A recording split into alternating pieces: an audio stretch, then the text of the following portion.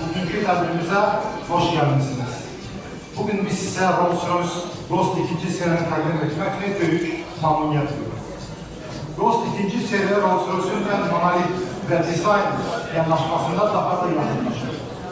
Ön hissə markanın əsas dizayn simvolu olan işlandırılmış pantolon radiatorlarının müasir və zərif bir çərçivədir. Yenilənmiş faralar və gündüz işıqları avtomobil evini vurmayaraq ön ifadənin bir görünüş verir. Aşağı hissəsi yeni krom elementlər Spirit of Ecstasy figurunun uçur vizual bir pastabiliyyadır. Arka hissədə ilə Spectre modeldən ilhamlanmış yeni arka fənərlər dizaynla əhəmiyyətdir. Ghost 2. seriyası modelin götürülmüş bir elektron platformu, Ghost Spectre modelin elektron platformunun təkbir olunur. Bu, sükan arkasından sərnişin tərəfə uzanan tam şuşaq panel integrasiya olunmuş yeni informasiya ekranında yerlərsini tapır. Avtomobil uzaqdan idarə funksiyaları yalnız dəvətlə daxil olunan Whispers tətbiqində integrasiya olunur.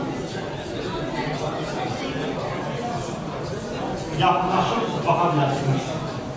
Daxili interyerdə ənənəvi dərindən əlavə ballıqdan hazırlanmış yeni dual Quill adlı parça təqdim olunur.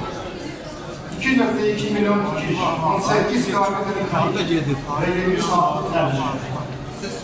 7 təqdim olunan Place Preparation texnikası ilə dərinə miniatür dəliklər və vasitəsilə üstün naxışlar yaradılır. Bu naxış bu tür üzərindəki bullardan imkanlar hazırlanır.